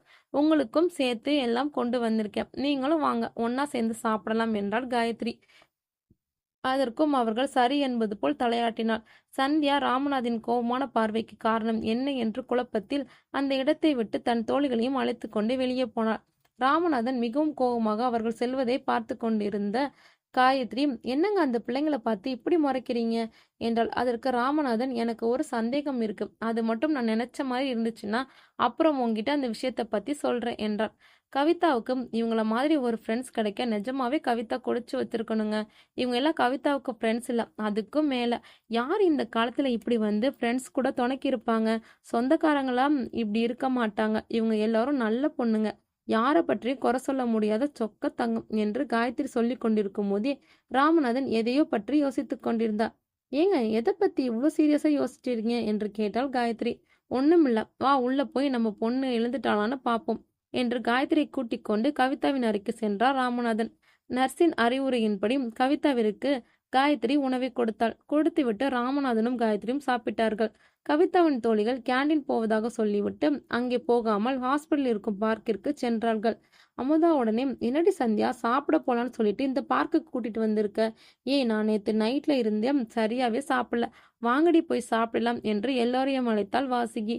சந்தியா கோபத்துடன், புரியாம பேசாத வாசுகி, நீங்க என்ன பிரச்சனை நடந்துட்டுன்னு இருக்குன்னு உனக்கு தெரியுமா? இதை கேட்டவுடன் அனைவரும் பதறி போய் என்ன பிரச்சனையா இருக்கும் என்று மனதில் கேள்விகளுடன் நின்று கொண்டிருந்தார்கள். என்னடி பிரச்சனை என்று கேட்டால் நர்மதா. சந்தியா உடனே, நம்ம மேல ராமநாதன் அங்கிளுக்கு டவுட் வந்துருச்சுன்னு நினைக்கிறேன் என்றாள். ஆமாண்டி, நேற்று நைட்டு கூட எனக்கும் அப்படிதான் தோணுச்சு. அவர் பார்த்த பார்வையிலேயும் அவருக்கு நம்ம மேல சந்தேகம் வந்துருச்சுன்னு நினைச்சேன் என்றாள். அப்போ நான் நம்ம எல்லோரும் ரொம்ப கேர்ஃபுல்லா இருக்கணும்னு நினைக்கிறேன் என்று சொல்லிவிட்டு ஒருவரை ஒருவர் மர்மமான பார்வையில் பார்த்து கொண்டிருந்தனர். அன்று மதியம் கவிதாவை டிஸ்சார்ஜ் செய்துவிட்டு அனைவரும் அந்த ஹாஸ்பிட்டலிருந்து வெளியே கிளம்பினார்கள். அனைவரும் கவிதாவின் வீட்டை அடைந்தார்கள். கவிதாவை கைத்தாங்களாக அவளது தோழிகளும் அவளை கூட்டிக் கொண்டு வீட்டிற்குள் நுழையும் போது ராமநாதன் அவர்களை நிறுத்தினார். அம்மாடி, உங்க எல்லாருக்கும் நான் எப்படி நன்றி சொல்றதுனே தெரியல.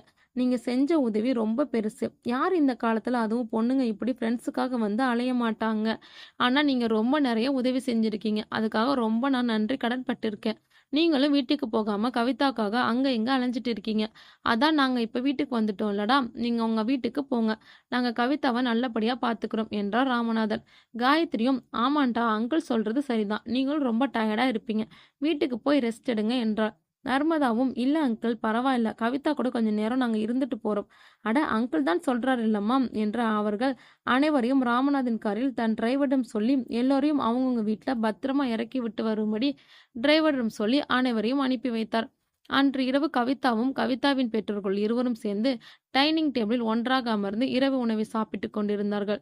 அப்போது கவிதாவின் அப்பா கவிதாவிடம், "உனக்கு உடம்பு இப்ப பரவாயில்லையாடா? உனக்கு என்ன பிரச்சனை இருந்தாலும் அப்பா கிட்ட அது எவ்வளவு பெரிய பிரச்சனையா இருந்தாலும் நான் உனக்காக சரி பண்ணி கொடுக்கிறேன்" என்றார். "நீ நேத்து எதுக்கு பயந்த? இதுக்கு முன்னாடி நீ பயந்தது உண்டா என்று என்கிட்ட தெளிவா சொல்லு. உனக்காக நான் உதவி செய்கிறேன்" என்றார். இதைக் கேட்ட கவிதா மனதிற்குள் நினைத்தாள், இதுக்கு முன்னாடி நம்ம ஹாஸ்பிட்டல்ல இருக்கும்போது நமக்கு நடந்த பிரச்சனைய நம்ம அப்பா கிட்ட சொன்னோம். ஆனா அப்பா அன்னைக்கு இந்த காலத்துல பேய் பிசாசு எல்லாம் நம்புறியா என்ன சொல்லி திட்டிட்டாரு. இப்ப நம்ம திரும்பியும் அதே மாரி நமக்கு முன்னாடி நடந்த நம்ம காலேஜ் ஸ்டோர் ரூம் விஷயத்த பத்தி சொன்னோம்னா, கண்டிப்பா இப்பவும் நம்மளுக்கு தான் திட்டு கிடைக்கும். அதனால இந்த விஷயத்த நம்ம அப்பா கிட்ட சொல்ல வேண்டாம் என நினைத்துக் கொண்டாள். "என்னம்மா கவிதா, ரொம்ப யோசனையில இருக்க. என்ன யோசிச்சுட்டு இருக்க?" என்று கேட்டார். அதற்கு கவிதா, "ஒண்ணும் இல்லப்பா, சும்மாதான். எனக்கு ஒரு பிரச்சனையும் இல்ல. நான் நல்லா தான் இருக்கேன். அன்னைக்கு ஏதோ ஒரு விதமான கன்ஃப்யூஷன்ல அதுல தான் லைட்டா பயந்துட்டேன். இப்போ எனக்கு எல்லாம் சரியாயிடுச்சு. நான் ரொம்ப தெளிவா இருக்கேன். என் மனசுல எந்த விதமான பயமும் இல்ல. அதனால என்ன பத்தி நீங்க கவலைப்படாதீங்க அப்பா. நான் ரொம்ப நல்லா இருக்கேன்" என்றாள். ராமநாதன் கவிதாவின் பேச்சில் பொய் இருக்கிறது என்பது அவள் பேச்சின் தடுமாற்றத்தை வைத்தே கண்டுபிடித்து விட்டார். "அப்படியாம்மா, சரிம்மா. உனக்கு எந்த பிரச்சனை இருந்தாலும் அப்பா கிட்ட தைரியமா சொல்லு. நான் எப்பவுமே உனக்காக தான் இருக்கிறேன்" என்று சொல்லிவிட்டு, "இன்னைக்கு நைட் அம்மா உன் கூட தூங்குவாங்க. உனக்கு ஏதாவது தேவையானா அம்மாவை எழுப்பு" என்றார் ராமநாதன். எல்லோரும் சாப்பிட்டுவிட்டு ராமதான் கீழே இருக்கும் அவனின் ரூமிலும், கவிதா மற்றும் அவளின் தாய் இருவரும் மேலே சென்று கவிதாவின் ரூமிலும் படுத்து உறங்கினார்கள். மறுநாள் காலை அன்று இரவு கவிதா எந்தவித பிரச்சனையும் இல்லாமல் நிம்மதியாக தூங்கினாள். காயத்ரியும் ராமநாதனும் காலை வீட்டின் ஹாலில் அமர்ந்து காஃபி குடித்துக் கொண்டிருந்தார்கள். அப்போது காயத்ரி ராமநாதிடம், "என்னங்க, கவிதா நேத்து நைட்டு தூக்கத்துல உளறிக்கிட்டே இருந்தா. அவளுக்கு தூக்கத்துல உளர்ற பழக்கம் கிடையாது. ஆனா நேத்து எனக்கு என்னமோ ஹாஸ்பிட்டல்ல டாக்டர் சொன்ன மாரி ஒரு நல்ல சைக்காட்ரிஸ்ட்ட பார்த்தா கவிதாவோட இந்த பிரச்சனைக்கு ஒரு தீர்வு கிடைக்கும்னு தோணுதுங்க" என்றாள். ராமநாதனும், "எல்லார் மாதிரி நீயும் அப்படி பேசாத காயத்ரி. கவிதாவோட இந்த பயத்துக்கு பின்னாடி யாருடைய தூண்டுதலோ இருக்கு. அத நான் கண்டுபிடிச்சு கூடிய சீக்கிரமே நம்ம பொண்ணோட பிரச்சனைக்கு ஒரு முடிவு கண்டுபிடிக்கிறேன். அதுவரைக்கும் கொஞ்சம் அமைதியா இரு" என்றார். அப்போது கவிதா தான் காலேஜுக்கு கிளம்புவதாக பேக்கை தோளில் மாட்டிக்கொண்டு படியிறங்கி வந்தாள். அதைக் கண்ட காயத்ரி, "கவிதா, காலேஜுக்கு போறியா?" என்று கேட்டாள். "ஆமாம்மா, வீட்ல இருந்து எனக்கு ரொம்ப போர் அடிக்குது. அதனால இன்னைக்கு காலேஜ் போறேன்" என்றாள் கவிதா. "டாக்டர் உன்னை நல்லா ரெஸ்ட் எடுக்க சொல்லியிருக்காங்க கவிதா. இப்படி காலேஜ்ன்னு அங்க இங்க சுத்துனா உன்னோட உடம்புக்கு தான் பாதிப்பு ஏற்படும்" என்றாள் காயத்ரி. "ஆமா கவிதா, ஆமாம். சொல்றதும் சரிதான். ஒரு 2, 3 நாள் கழிச்சு காலேஜுக்கு போ" என்றார் ராமநாதன். "இல்லப்பா, வீட்ல இருந்தா என் மனசுல அந்த பயம் போகாது. அதனால வெளிய கொஞ்சம் போனாதான் கொஞ்சம் ஆறுதலா இருக்கும். அதனால நான் காலேஜ் போறேன்ப்பா. என்ன தடுக்காதீங்க" என்றாள் கவிதா. சரி என்று அனுமதித்தார் ராமநாதனும். கவிதாவும் அவள் பேக்கை மாட்டிக்கொண்டு காலேஜ் பஸ்ஸிற்காக பஸ் ஸ்டாண்டை நோக்கி கிளம்பினாள். கவிதா காலேஜுக்கு கிளம்பியதும் கவிதா காலேஜ் கிளம்பியவுடன் காயத்ரி ராமநாதனை பார்த்து, "அவளுக்கு ஏற்கனவே உடம்பு சரியில்ல. இந்த நேரம் அவ காலேஜுக்கு போனா உடம்பு இன்னும் மோசமா தான் ஆகும்" என்றாள். "நீ ஒன்னும் கவலைப்படாத. அவள் சொல்றதும் சரிதானே. அவளும் வெளியே போனாதான் அவளுக்கு கொஞ்சம் ரிலாக்ஸ்டா இருக்கும். அதனால அவ போகட்டும்" என்றார். காலேஜ் சென்றவுடன் அங்கு அவள் தோழிகளை பார்த்தாள். அவர்கள் அனைவரும் அவள் நலத்தை விசாரித்தனர். அன்று அவர்கள் காலேஜில் ஒரு சின்ன விழா இருந்ததால் அன்று வகுப்புகள் எதுவும் நடக்கவில்லை. மாணவர்கள் அனைவரும் விழா நடக்கும் இடத்தில் கூடியிருந்தனர். அதேபோல கவிதாவும் அவர்கள் தோழிகளும் விழா நடக்கும் இடத்தில் இருந்தனர். கவிதா விழாவில் நடக்கும் நிகழ்ச்சிகளை மிகவும் ஆர்வமாக பார்த்து கொண்டிருந்தாள். அப்பொழுது கவிதாவை அமுதா அழைத்து, "எனக்கு ரொம்ப போர் அடிக்குது. வா, நம்ம கிளாஸ் ரூமுக்கு போகலாம். எல்லாரும் சேர்ந்து போகலாம். வரியா?" என்று அவளிடம் கேட்டாள். சரி, ஓகே என்று சொல்லிவிட்டு அந்த நிகழ்ச்சி நடக்கும் இடத்தை விட்டு அவர்கள் எல்லோரும் கிளாஸ் ரூமை நோக்கி நடக்க ஆரம்பித்தார்கள். போகும் வழியில் சந்தியா, நர்மதா, வாசுகி, கவிதா 4 பேரும் செல்ஃபி எடுத்துக் கொண்டனர். ஆனா அமுதாவோ, "போங்குடி, நீங்களும் உங்க செல்ஃபியும்" என்று சொல்லிவிட்டு கிளாஸ் ரூமை நோக்கி வேகமாக நடந்தாள். அமுதா செல்வதை கூட கண்டு கொள்ளாமல் இவங்க 4 பேரும் செல்ஃபி எடுத்துக்கொண்டு மெதுவாக நடந்து வந்தார்கள் கிளாஸ் ரூமை நோக்கி. நர்மதாவும், "நேத்து நம்ம காலேஜ்ல ஒரு செம்ம இன்சிடென்ட் ஒண்ணு நடந்துச்சு தெரியுமா?" "அப்படி என்ன இன்சிடென்ட் நடந்தது நம்ம காலேஜ்ல?" என்று கேட்டாள். "நேத்து நைட்டு நம்ம வாட்ச்மேன் தாத்தா இருக்கார்ல, அந்த கேட்டுக்கு நம்ம காலேஜ் பிளாக்ல இருந்து ஒரு வித்தியாசமான கத்துற சத்தம் கேட்டிருக்கு. என்ன சத்தம்னு டார்ச் லைட் வச்சு நம்ம காலேஜ் ஃபுல்லா பார்த்திருக்காரு. அப்போ திடீர்னு நம்ம கிளாஸ் ரூம் பக்கத்துல இருக்க அந்த ஸ்டோர் ரூம்ல இருந்து ஒரு கத்துற சத்தம் கேட்டு இருக்கு. அது என்ன சத்தம்னு பார்க்கறதுக்காக தாத்தா டார்ச் லைட் அடிச்சு ஸ்டோர் ரூம் பக்கத்துல போய் அந்த கதவை திறந்திருக்காரு. திறந்து பார்த்தா அங்க அந்த இடத்துல தூக்குல தொங்கிட்டு இருந்த ஒரு விகாரமான உருவம். "அது யாரோட உருவம்?" என கவிதா கேட்க, "அது கண்மணியோட உருவமா?" என்றாள் நர்மதா. இதை கேட்ட கவிதாவிற்கு தூக்கி வாரி போட்டது. அது மட்டும் இல்லாமல் படபடக்கவும் ஆரம்பித்தது. இதை பத்தி பேசிக்கொண்டே இருந்த அனைவரும் ஸ்டோர் ரூம் பக்கத்தில் வந்து அடைந்தனர். அப்போது ஸ்டோர் ரூமில் இருந்து ஒரு வித்தியாசமான ஒரு சத்தம் கேட்டது. யாரோ உள்ளிருந்து கிசுகிசுக்கும் சத்தம். இதை கேட்டதும் அனைவரும் பதறி போனார்கள். கவிதாவோ பயத்தின் உச்சிக்கே போய் பதட்டத்தில் நின்று கொண்டிருந்தாள். இவர்கள் அனைவரும் அந்த ஸ்டோர் ரூமை உற்று பார்த்து கொண்டிருக்கும் போது அந்த ரூம் கதவு டபடபடபட என்று தட்டப்பட்டது. இதை பார்த்த கவிதா பயத்தின் உச்சிக்கே போய் மயங்கி விழுந்தாள். இதை சற்றும் எதிர்பார்க்காத கவிதாவின் தோழிகள், நீ போய் நம்ம கிளாஸ் டீச்சரை கூட்டிட்டு வா, நான் கவிதா பக்கத்துல இருக்கேன் என்று கூறினாள் வாசுகி. நர்மதாவும் அவள் கிளாஸ் டீச்சரிடம் சென்று கவிதாவின் நிலைமையை பற்றி சொன்னாள். அவள் டீச்சரும் டிபார்ட்மெண்ட் ஹச்ஓடிக்கு சொன்னார். அனைவரும் கவிதாவை ஹாஸ்பிட்டலுக்கு கூட்டிச் செல்ல முடிவெடுத்தனர். கவிதாவின் நிலைமையை பற்றி அவளது அப்பாவுக்கு தகவல் சொல்லப்பட்டது. அதனால் கவிதாவின் அப்பாவும் ஹாஸ்பிட்டலை வந்தடைந்தார். எனக்கு மட்டும் ஏன் இப்படி நடக்குது என்று தெரியாமல் அவள் மயங்கிய நிலையில் ராமநாதனும் காயத்ரியும் விரைந்து மருத்துவமனைக்கு சென்றனர். அங்கு கவிதாவின் கிளாஸ் டீச்சரும் ஹச்ஓடியும் வரவேற்பில் நின்று கொண்டிருந்தார்கள். அவர்களை பார்த்த ராமநாதன் அவர்களிடம், சார் என்ன சார் ஆச்சு? என் பொண்ணு ஹாஸ்பிட்டலில் அட்மிட் ஆயிருக்கான்னு சொல்லி எனக்கு ஃபோன் வந்துச்சு. எனக்கு ரொம்ப பதட்டமா இருக்கு சார், சொல்லுங்க என்றார். சார் ஒன்றும் பயப்படாதீங்க சார், உங்க பொண்ணுக்கு ஒன்றும் இல்லை. இப்பதான் டாக்டர் வந்து பேசிட்டு போனாங்க. உங்க பொண்ணு கொஞ்சம் பயந்ததால மயங்கிட்டாங்க, அவ்வளவுதான். கொஞ்சம் ரெஸ்ட் எடுத்தா சரியா போயிடும் சொன்னாங்க சார் என்றான் ஹச்ஓடி. நான் அப்பவே சொன்னேன், காலேஜுக்கு போகாத, வீட்டில் உட்காந்து ரெஸ்ட் எடுன்னு. எதை பார்த்து பயந்தா சார் என்று கேட்டால் காயத்ரி. எங்களுக்கே தெரியாது மேடம், இன்னைக்கு காலேஜில் ஒரு சின்ன ஃபங்க்ஷன், அதனால நாங்கள் எல்லாரும் ஆடிட்டோரியத்தில் இருந்தோம். ஃபங்க்ஷனுக்கு நடுவில் வாசுகி வந்து சொன்னான், தன்னோட ஃப்ரெண்டு கவிதா உடம்பு சரியில்லை, அவ எதையோ பார்த்து பயங்கி விழுந்துட்டா அப்படின்னு.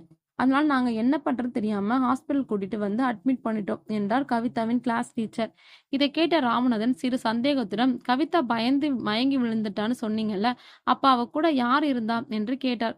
சற்று யோசனைக்கு பிறகு கவிதாவின் கிளாஸ் டீச்சர், அவ கூட இருந்தது அவங்க ஃப்ரெண்ட்ஸ் வாசுகி, நர்மதா, சந்தியா, அமுதாவும் தான். அவங்க தான் வந்து இந்த விஷயத்தை என்கிட்ட சொன்னாங்க. அதுக்கப்புறம் தான் நாங்க எல்லாரும் அவளை ஹாஸ்பிட்டலுக்கு கூட்டிட்டு வந்து சேர்ந்தோம் என்றார் அவளது டீச்சர்.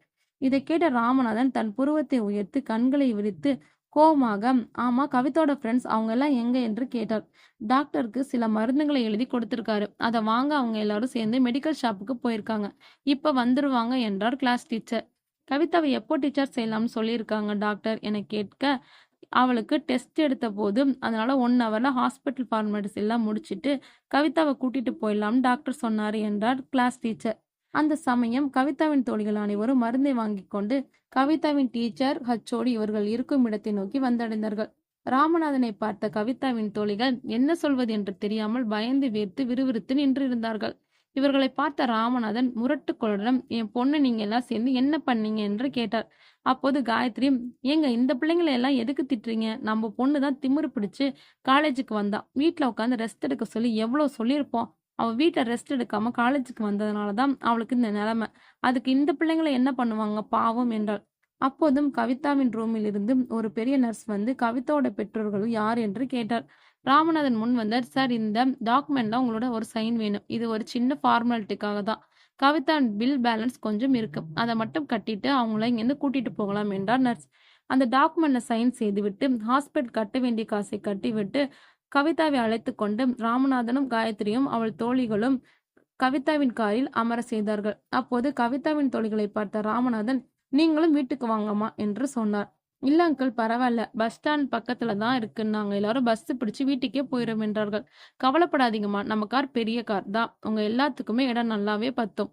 அது போக உங்க எல்லார்கிட்டையும் கொஞ்சம் விசாரிக்க வேண்டியது இருக்கு என்றார் ராமநாதன் மிரட்டும் தோணியில். கவிதாவின் தோழிகள் ராமநாதின் அழைப்பை மறுக்க முடியாமல் அவருடன் வண்டியில் ஏறினார்கள். எல்லோரும் ராமநாதன் வீட்டை அடைந்தனர். கவிதாவின் தோழிகளும் காயத்ரியும் கவிதாவின் அருகில் சென்று அவளை படுக்க வைத்தார்கள். அப்போது ராமநாதன் கவிதாவின் ரூமிற்கு நுழைந்தார். காயத்ரி, உனக்கு சரியா தூக்கம் இல்லைன்னு நினைக்கிறேன், நீ பாக்குறதுக்கு ரொம்ப டயர்டா இருக்க, அதான் கவிதாவோட ஃப்ரெண்ட்ஸ் இருக்காங்கல்ல, அவங்க பார்த்துப்பாங்க, நீ போ என்றார். பாவங்க கவிதாவோட ஃப்ரெண்ட்ஸ், கவிதாவால இவங்களுக்கு தான் கஷ்டம்னு நினைக்கிறேன் என்றாள் காயத்ரி. ஐயோ அப்படியெல்லாம் சொல்லாதுங்க ஆண்டி என்ற வாசுகியை பார்த்த ராமநாதன் முறைத்தார். அதை பார்த்த வாசுகி அடுத்து எதுவும் பேசாமல் அமைதியானாள். காயத்ரி, நீ போ, அதான் நான் சொல்றேன்ல, நாங்க எல்லாம் கவிதாவை பாத்துக்கிறோம், நீ போய் ரெஸ்ட் எடு என்றார் ராமநாதன். சரி என்று காயத்ரியும் அந்த அறையை விட்டு நகர்ந்தாள். இப்போது ராமநாதனின் பார்வை கவிதாவின் தோழிகள் மேல் பாய்ந்தது. ஏன் கவிதாவை இப்படி பயமுறுத்தி வச்சிருக்கீங்க? கவிதாவோட இந்த பயத்திற்கு காரணம் நீங்க தானே! நான் அத எப்பவோ கண்டுபிடிச்சுட்டேன். இப்ப சொல்றீங்களா? இல்ல உங்க அப்பா, அம்மாவுக்கு நான் ஃபோன் பண்ணட்டுமா?" என்று கேட்டார் ராமநாதன். அப்போது கவிதாவின் தோழியான வாசுகி பேச ஆரம்பித்தாள். "அங்கிள், கவிதா ரொம்ப நல்ல பொண்ணு. கவிதா நல்லா படிக்கிற பொண்ணுன்னு நீங்க நெனச்சிட்டு. ஆனா உண்மையில கவிதா எப்படிப்பட்ட பொண்ணு என்று உங்களுக்கு தெரியுமா?" என்றாள். "நீ என்ன சொல்ல வர்ற? எனக்கு புரியல வாசுகி" என்றார் ராமநாதன். "உங்க பொண்ணு வீட்ல இருக்க மாதிரி வெளியவும் இருக்க மாட்டா" என்றாள் சந்தியா. அவகிட்ட நல்லா படிக்கிறோங்கிற திமிரும், நெறைய பணம் இருக்கிற அகம்பாவமும் அதிகமாவே இருந்துச்சு. கவிதாவை விட நாங்க படிப்பிலயும், அந்தஸ்துலயும் கம்மிதான். அதனால அந்த விஷயத்த வச்சு எங்க எல்லாரையும் எப்பவுமே மட்டம் தட்டிட்டே இருப்பா. ஒரு வாட்டி அமுதாவோட அப்பாவோட பிசினஸ் இந்த கொரோனாவோட தாக்கத்தால ரொம்பவும் அடி வாங்கிடுச்சு. அதனால கொஞ்சம் காசு தேவைப்பட்டுச்சு. அமுதாவும் கவிதா கிட்ட போய் உதவி கேட்டிருக்கா. அதுக்கு கவிதாவோ, "ஃப்ரெண்ட்ஷிப் என்றாலாம் ஒரு லிமிட் இருக்கு. நீ ஓவர் அட்வான்டேஜ் எடுத்துக்கிட்டு காசு பணம் எல்லாம் கேட்கிற வேலை வச்சுக்காதேன்னு" திட்டி விட்டுருக்கா. இந்த விஷயத்த அமுதா எங்ககிட்ட சொல்லி ரொம்பவும் வருத்தப்பட்டா. ஆனாலும் நாங்க இதையெல்லாம் பெருசா எடுத்துக்காம அவளோட நல்ல ஃப்ரெண்ட்ஷிப்பா தான் இருந்தோம். நாங்க 11th ஸ்டாண்ட் படிச்சுட்டு இருக்கும்போது ஊட்டிக்கு டூர் கூட்டிட்டு போறதுக்கு பிளான் பண்ணாங்க. எல்லாரும் சந்தோஷமா ஊட்டிக்கு கிளம்பி போய் அங்க எல்லா இடத்தையும் சுத்தி பார்த்தோம். அங்க நைட்டு நாங்க எல்லாரும் ஒரு ஹோட்டல்ல ஸ்டே பண்ணியிருந்தோம். பஸ்ல வர்றப்போ நாங்க எல்லோரும் நல்லா தூங்கியதால எங்களுக்கு நைட்டு அந்த ஹோட்டல்ல தூக்கமே வரல. நான், கவிதா, நர்மதா, வாசுகி, அமுதா, அப்புறம் ஷாலினின்னு இன்னொரு பொண்ணு எங்களோட நாங்க இருந்த அந்த ஹோட்டல் ரூம்ல எங்களோட தங்கியிருந்தா. ஷாலினிய பத்தி சொல்லணும்னா ரொம்பவும் பயந்த பொண்ணு. அப்புறம் அவ ஒரு ஆவரேஜான ஸ்டூடண்ட். அன்னைக்கு நைட்டு எங்களுக்கு தூக்கம் வராதனால டீச்சருக்கு தெரியாம ஒரு சின்ன வாக் பக்கத்துல போயிட்டு வரலான்னு நெனச்சோம். எங்களோட ஷாலினியும் நடந்து வந்தா. நாங்க இருந்தது கொஞ்சம் காட்டுக்குள்ள இருந்த ஒரு ஹோட்டல். அதனால நாங்க காட்டுக்குள்ள நடந்து போனோம். அங்க ஒரு சின்ன கிணறு இருந்துச்சு. அந்த கிணத்துக்கு பக்கத்துல உட்காந்து நாங்க எல்லாரும் பேசிட்டு இருந்தோம். அங்க கவிதா பேய பத்தி பேச ஆரம்பிச்சா. அத கேட்ட ஷாலினிக்கு பயம் வர ஆரம்பிச்சிடுச்சு. நாங்களும் கவிதாட்ட எவ்வளவோ எடுத்து சொன்னோம். ஷாலினிய பயமுறுத்த வேண்டாம் என்று. ஆனா கவிதா கேட்காம தொடர்ந்து ஷாலினிய பயமுறுத்திட்டே இருந்தா. ஒரு கட்டத்துல ஷாலினி ரொம்ப பயந்துல அங்க இருந்து கிளம்ப நினைச்சப்போ தவறுதலா அந்த கிணத்துக்குள்ள விழுந்துட்டா. ஷாலினி அந்த கிணத்துக்குள்ள விழுந்ததற்கு அப்புறம் நாங்க எல்லாரும் போய் டீச்சரை கூட்டிட்டு வந்து அவளை எப்படியோ காப்பாத்திட்டோம். எல்லா பிரச்சனையும் முடிஞ்சதுக்கு அப்புறம் எங்க எல்லாரையும் டீச்சர் கூப்பிட்டு, "எதுக்கு நீங்க அந்த காட்டுக்குள்ள போனீங்க? எப்படி ஷாலினி அந்த கிணத்துக்குள்ள விழுந்தான்னு?" கேட்டாங்க. அதுக்கு கவிதா, "ஷாலினி தான் எங்க எல்லாரையும் அங்க கூட்டிட்டு போனா.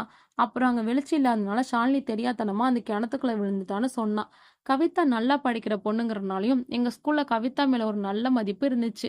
அதனால கவிதா சொல்றது தான் உண்மைன்னு நினைச்சுட்டு ஷாலினியோட பேரண்ட்ஸ கூப்பிட்டு ஷாலினி அந்த ஸ்கூல்ல விட்டு வெளிய அனுப்பிட்டாங்க. கவிதா செய்றது தப்புன்னு சொல்லி நாங்க எவ்வளவோ கவிதா கிட்ட எடுத்து சொன்னோம். ஆனா கவிதா நாங்க சொன்ன கொஞ்சம் கூட காது குடுத்து கேட்கல. அதனால நாங்க எல்லாரும் சேர்ந்து ஒரு முடிவெடுத்தோம். ஷாலினி எப்படி பயமுறுத்தி அவளோட மனச புண்படுத்தினாலோ, அதே மாதிரி இவளையும் பயமுறுத்தி இவளுக்கு ஒரு பாடம் கற்றுத் தரணும்னு நெனச்சோம். அதுக்காக தான் இந்த காலேஜ் வந்ததுக்கப்புறம் நாங்க ஒரு பிளான் போட்டோம். எங்க கிளாஸ் ரூமுக்கு வர்ற வழில ஒரு ஸ்டோர் ரூம் இருந்துச்சு. அந்த ஸ்டோர் ரூம்ல ஏற்கனவே ஒரு பொண்ணு தூக்கு மாட்டி இறந்த கதை எங்களுக்கு தெரிய வந்துச்சு. அந்த கதைய வச்சு இவள பயமுறுத்த நெனச்சோம். ஆனா இவ சாதாரணமா அதுக்கு பயப்படல. அதனால எங்க ஸ்டாஃப் ரூம்ல இருந்த இந்த ஸ்டோர் ரூமோட சாவிய எடுத்துக்கிட்டு, நாங்க ஒரு டூப்ளிகேட் சாவிய செஞ்சு எங்ககிட்டயே வச்சுக்கிட்டோம். ஒரு நாள் எங்க காலேஜ் முடிஞ்சு ரொம்ப நேரம் நாங்க கிளாஸ்லயே உட்காந்து பேசிட்டே இருந்தோம். அந்த டைம் எங்க ஆடிட்டோரியல்ல யாருமே இல்ல. இதுதான் சரியான சமயம் என்று சொல்லி கவிதா கிட்ட அமுதாவும், வாசுகியும் பாத்ரூம் போவதா பொய் சொல்லிட்டு, அமுதா வாசுகி அந்த ரூம் டோர் முன்ன வச்சு பூட்டி வெளிய தாப்பா போட்டுட்டா. திரும்பி வந்த வாசுகி, அமுதா கேன்டீன் போனதாக பொய் சொல்லிட்டு, நம்ம எல்லாம் சேர்ந்து கேன்டீன் போகலான்னு சொல்லி கிளாஸ் ரூம் விட்டு வெளிய வந்தோம். நாங்க வெளிய வந்த சமயம், அந்த ஸ்டோர் ரூமுக்குள்ள இருந்து ஒரு வித்தியாசமான சத்தமும், கதவ தட்டுற சத்தமும் கேட்ட உடனே, கவிதாவுக்கு அன்னையிலிருந்து அந்த ஸ்டோர் ரூம்ல ஒரு பயம் வந்துருச்சு. அன்னையிலிருந்து அந்த பயத்த எங்களுக்கு சாதகமா வச்சுக்கிட்டோம். அன்னைக்கு கவிதாவோட வீட்ல கூட புகை செட்டப் போட்டது நாங்க தான். பேய் மாதிரி மேக்கப் போட்டு பயமுறுத்துனதும் நாங்க தான். அன்னைக்கு கூட ஹாஸ்பிட்டல்ல வாசுகியும், அமுதாவும் இருக்கும்போது, அமுதா தான் அவள பின்னாடி இருந்து பயமுறுத்தினா. இது எல்லாமே கவிதா ஷாலினிக்கு செஞ்சது எவ்வளோ பெரிய தப்புன்னு உணர்த்துவதற்காக தான் செய்தோமே தவிர, கவிதாவ வேணும்னே பயமுறுத்துவதற்காக இல்ல. கூடிய சீக்கிரம் கவிதா கிட்ட நாங்க போட்ட பிளான் பத்தி சொல்லி அவளுக்கு புரிய வைக்கணும்னு நெனச்சோம். அதுக்குள்ள நீங்களே கண்டுபிடிச்சிட்டீங்க என்றாள் சந்தியா. அமுதாவும், "அங்கிள், நாங்க தான் கவிதாவ பயமுறுத்துனோம்னு நீங்க எப்படி கண்டுபிடிச்சீங்க? அன்னைக்கு ஹாஸ்பிட்டல்ல நைட்டு கவிதா பயந்தா இல்லையா? அன்னைக்கு நைட் நான் தூங்காம படுத்திருந்தேன். அந்த டைம் அமுதாவும், வாசியும் அந்த ரூம்ல இருந்து வெளிய போனத பார்த்தேன். இவங்க 2 பேரும் என்னடா இந்த டைம்ல வெளிய போறாங்கன்னு நெனச்சுக்கிட்டு ஒண்ணுமே பேசாம படுத்துட்டேன். தூக்கம் வராதனால நான் கவிதா பக்கத்துல வந்து உட்காந்து கவிதாவ பார்த்துட்டே இருந்தேன். அந்த டைம்ல நர்ஸ் வந்து, 'நீங்க ரொம்ப ஸ்ட்ரெஸ்ஸா இருக்கீங்க. கொஞ்ச நேரம் வெளிய போயிட்டு வாங்க. நான் அதுவரைக்கும் கவிதாவ பார்த்துக்கிறேன்' என்று சொன்னாங்க. நான் அதனால ஹாஸ்பிட்டல்ல இருக்கிற பார்க்ல கொஞ்ச நேரம் வாக்கிங் போனேன். நான் வாக்கிங் போயிட்டு வந்ததுக்கப்புறம் தான் கவிதா கத்தி என்னென்னமோ ஆயிடுச்சு. அந்த சமயம் வாசியும் அமுதாவும் லேட்டா வந்தத பார்த்து, "நீங்க எங்க போயிட்டு வரீங்கன்னு?" கேட்டேன். அந்த சமயம் அவங்க ஹாஸ்பிட்டல்ல இருக்க பார்க்ல வாக்கிங் போயிட்டு வந்ததா பொய் சொன்னாங்க. ஏன்னா நானும் அங்க தான் வாக்கிங் போனேன். அவங்கள அங்க பார்க்காதனால அவங்க சொல்றது பொய்ன்னு கண்டுபிடிச்சேன். அது மட்டும் இல்லாம கவிதா ஒரு கோரமான ரத்தம் வடிந்த முகத்த பார்த்ததா பயந்ததா சொன்னா இல்லையா? அதே ரத்தம் தான் அமுதாவோட முகத்துல சரியா கழுவாத சிவப்பு பெயிண்டுகள பார்த்தேன். அத பார்த்ததுக்கு அப்புறம், நீங்க தான் இதுக்கு பின்னாடி இருக்கிற காரணம்னு புரிஞ்சுக்கிட்டேன். கவிதா பயந்து போன எல்லா இடத்திலும் அவ கூட இருந்தது நீங்க தான். அதனால உங்க மேல எனக்கு சந்தேகம் அதிகமாச்சு என்று சொல்லி முடித்தார் ராமநாதன். ராமநாதன் இது சொல்லி முடித்தவுடன் வாசுகி, அங்கிள் கவிதாவுக்கு நாங்க அவ செஞ்ச தப்ப உணர்த்துவதற்காக தான் இவ்வளவு செஞ்சோம். ஒருவேளை நாங்க செஞ்சது தப்புன்னு நீங்க நினைச்சீங்கன்னா, இப்ப கூட எங்க அப்பா, அம்மாவ கூப்பிட்டு நாங்க செஞ்ச எல்லாத்தையும் சொல்லி எங்களுக்கு எந்த தண்டனை வேணாலும் வாங்கித்தாங்க. அத நாங்க மனப்பூர்வமா ஏற்றுக்கொள்கிறோம் என்றார். தன் மகளை திருத்துவதற்காக தான் இவர்கள் இந்த அனைத்தையும் செய்தார்கள் என்று உணர்ந்த ராமநாதன் எல்லோரையும் மன்னித்து விட்டார். அது மட்டும் இல்லாம கவிதா குணமடைந்த பிறகு அவளை கண்டித்தும் அவளுக்கு அறிவுரை கூறி ஒரு நல்ல பெண்ணாவும் வளர்த்தார் ராமநாதன். நன்றி. இந்த ஸ்டோரி உங்களுக்கு பிடிச்சிருக்குன்னு நினைக்கிறேன். பிடிச்சிருந்தா லைக் பண்ணுங்க. இதே மாதிரி டிஃப்ரெண்டான ஸ்டோரி பார்க்கணும்னா நம்ம வாய்ஸ் ஆஃப் கேலக்ஸிய சப்ஸ்கிரைப் பண்ணி ஃபாலோ பண்ணுங்க. பாய்.